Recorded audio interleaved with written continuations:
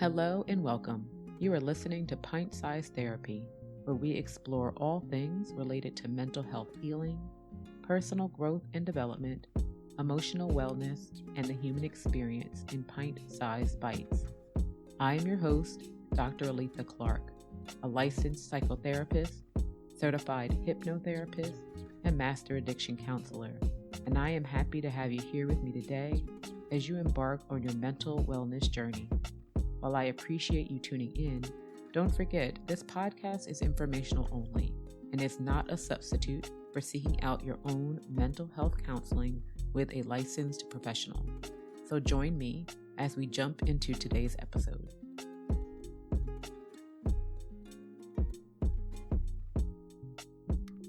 Welcome back to another episode of Pint-Sized Therapy. Today I want to talk to you about something that's deeply personal and universally human: grief. This episode is being recorded from a very real and tender place in my heart. Recently, my family experienced a tremendous loss. My stepfather, who had been married to my mother for nearly 40 years, recently passed away. He wasn't just a stepfather. He was an integral part of my life. He showed up for us in big and small ways, and his presence has been part of the rhythm of our lives for as long as I can remember. And as I was spending time with my mother just after his passing, she turned to me and said something that stuck with me. "I don't know if I'm grieving right. I feel like I should be crying, but the tears won't flow." That moment stopped me in my tracks. Not because she wasn't crying, but because she felt like she needed to question whether her grief was valid. Because in some way, she believed she was going to be judged by others if she did not grieve correctly. That conversation is what brought me to this episode today. Because there is no right way to grieve. There's no formula, there's no rule book, no checklist, and yet, so many of us carry these quiet, painful questions. Am I doing this wrong? Shouldn't I feel more? Shouldn't I feel less? What's wrong with me? So today, I want to hold space for grief in all its forms and offer a few reflections that I hope feel grounding, affirming, and comforting. So grief is the emotional response to loss. And while we most often associate grief with the death of a loved one, loss can take many shapes. It could be the end of a relationship, the loss of a job, a major life transition, a loss of health, a miscarriage, or even grieving the life we thought we'd have, but didn't quite turn out the way we imagined. Grief is not just about death. It's about change and transition. Often sudden, sometimes expected, more often than not unexpected, and always impactful. Grief is the emotional, psychological, and even physical reaction to the loss of something meaningful. And while death is perhaps the most widely recognized trigger, it's far from the only one. Grief shows up in the wake of transitions, when something we've known, depended on, or hoped for is suddenly no longer there. When the plans you had for the future are now incomplete. Think about the transition of divorce or the end of a long-term relationship. The person may still be alive, but the future you imagined with them is no longer possible. What about losing a job that wasn't just a paycheck, but part of your identity, your routine, your sense of purpose? Retirement can spark grief. So can children who leave the home. Moving to a new city, losing your health, experiencing a major change in your faith, realizing a dream you've worked toward is no longer within reach. These changes don't just shift our external lives, they change how we see ourselves. They reshape our sense of belonging, our sense of safety, our daily rhythm. Sometimes they challenge the very foundation of who we are. And that's why grief is so much more than just sadness. It can be disorienting. You might feel like a stranger to yourself. You might feel numb or angry, or like life is happening to someone else. You wake up every day feeling disassociated or disconnected, like you're walking in a fog and just going through the motions of putting one foot in front of the other. There's a term called identity loss that often accompanies deep grief. When the person, role, or season we anchored ourselves to is gone, we're left asking, who am I now? What does life look like without this? These aren't small questions, they are life altering ones, and they don't come with quick or easy answers. So when we talk about grief, we have to expand our understanding beyond the funerals and eulogies. We must also grieve the versions of ourselves we've had to let go of, the life chapters that closed without warning, and the changes that came before we were actually ready. Let's just say the way we grieve is an individual one, right? It's just individual, just as individual as we are. You might feel sadness, anger, numbness, disbelief, or even a sense of relief. You might feel tearful one minute and have a desire to yell and scream the next. You might feel physical symptoms such as fatigue or nausea. You might lose your appetite. You might increase your appetite. You might have insomnia. You might actually feel all of these in a single hour, but that's all normal. You might feel hopeful one day and struggle to get out of bed or stop crying the next. It doesn't mean you're broken, it just means that you're human. Some people cry openly, others do it silently. Some dive into work to distract themselves, others withdraw completely. Some people feel okay for days and then are hit with a wave out of nowhere while in the grocery store. My mom said that she didn't cry right away. And that didn't mean she wasn't grieving. It just meant her body and mind were doing what they needed to do in that moment to get through it. You don't owe anyone tears or outward signs of mourning. You don't have to be composed or fall apart in a certain way. I remind people that sometimes we don't experience the emotional impact and breakdown of grief right away. The days following the loss are often busy with organizing and planning and decisions and lots of people. We move on autopilot. We go through the motions. We just have to get the things done. It isn't until later that many of us start to feel and experience the full impact of the loss. When we pick up the phone to tell that person something funny, or we go to remind them to take the trash out only to remember they aren't there, or when all the plans are complete, all the family and friends are gone, and things are quiet, the silence can be deafening. But grief is deeply personal. It doesn't need to make sense to anyone else. It doesn't need to follow a particular script for it to be real. Because it is. It is real. And there are some cultural myths that get in the way of healthy grieving. Sometimes we might feel like if I'm not crying, I must not be grieving, right? And we know that that's not true. Some people process emotions internally, cry much later.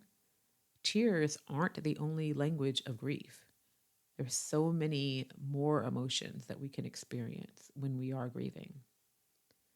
Sometimes people feel that you have to be strong for others, that you have to put on a strong front. The truth is allowing yourself to feel your pain is an actual form of strength. Being vulnerable, it doesn't mean that you're weak. It means that you're actually being honest. What about feeling like moving on means that you've forgotten the person? You know, as as you grieve, you never forget. We carry the love forward, even as life moves on. Continuing to live isn't dishonoring the person, it's honoring the life that they actually live. And sometimes we hear that time heals all wounds. Time alone doesn't heal.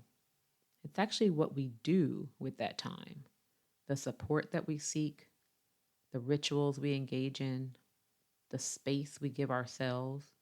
That's what helps healing happen. When we think about grief, you've probably heard of the 5 stages of grief. It was the concept developed by Elisabeth Kübler-Ross. It consisted of things such as denial, anger, bargaining, depression, and acceptance. These stages were initially developed by Kubler-Ross based on her research of patients facing terminal illness. They've been generalized to other forms of grief. And these stages were never meant to be prescriptive. They aren't a staircase you climb in order or a checklist you check off to be done with grieving. You may feel one stage strongly and actually never experience another, or you might move back and forth between them, sometimes within that same day. You know, the first stage of that denial feeling might sound like, this can't be real. This can't be happening. This can't be my life. Sometimes people experience that anger stage, and that anger might be aimed at the doctors. It might be aimed at the person who left. It might be aimed at God. It even might be aimed at yourself. Bargaining, it often sounds like you're trying to negotiate the death, right? If only I had more time, I promise to, right? Making bargaining choices. What about depression? This is where we start to feel that deep sense of sadness or numbness. And then you have acceptance. And when we get to the acceptance part, it isn't about being okay with the loss. It's just about recognizing that it happened and beginning to live with it. The key to understanding these stages is that grief is not linear. It loops, it twists, it circles. It goes back and forth, up and down, all around. It's taking you on a roller coaster of emotions. And that's not regression just because you bounce around. That's reality. That is a normal process. It's also important for us to recognize that not all grief looks the same. There are different types of grief that deserve to be named and understood.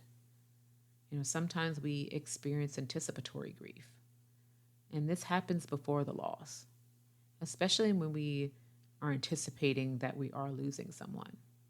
Like when someone is terminally ill.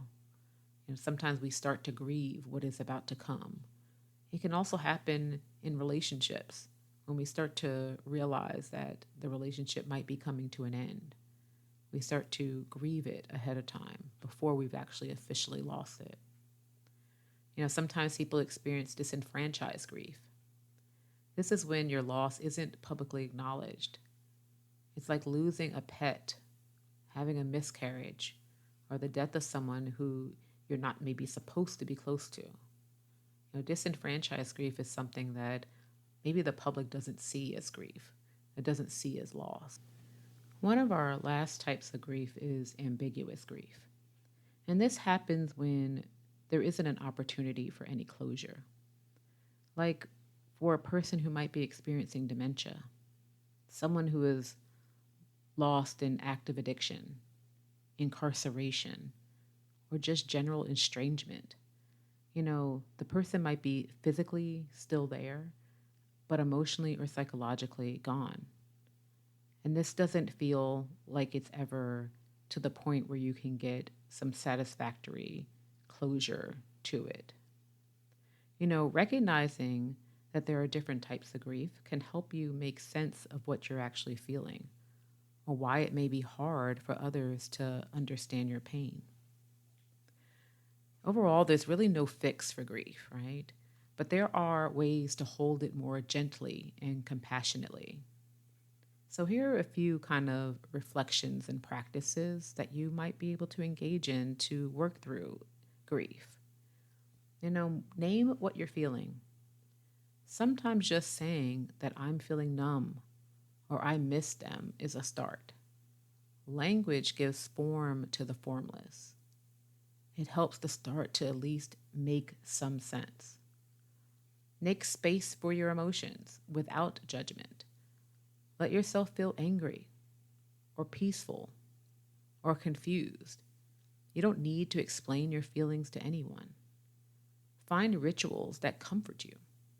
Light a candle, write a letter to the person, maybe share stories, Plant a tree that you can visit in your backyard.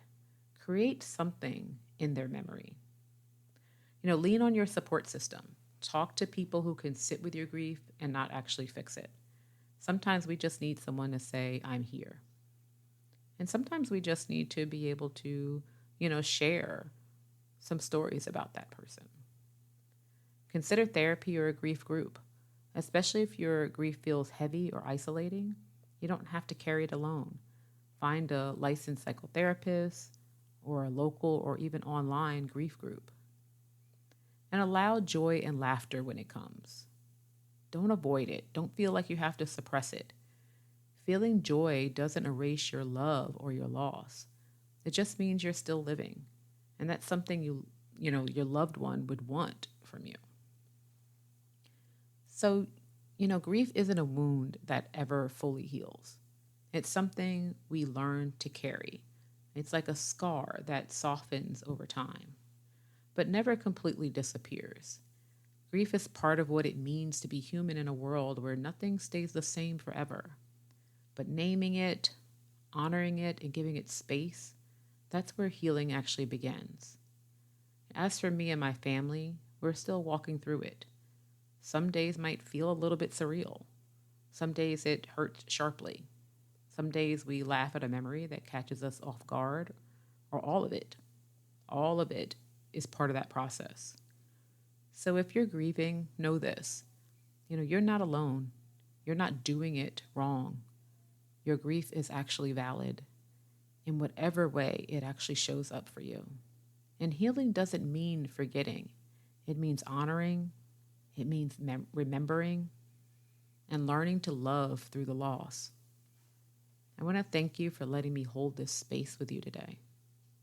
If you found this episode comforting or helpful, I encourage you to share it with someone who might need it. Until next time, be gentle with your heart and take care.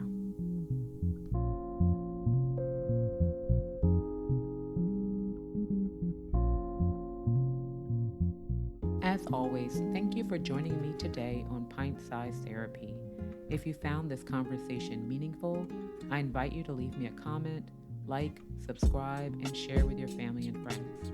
Come visit my website at pintsizedtherapy.com and my Etsy shop at pintsizedtherapy.etsy.com, where you will find resources to accompany our various discussions and encourage you to continue your wellness journey.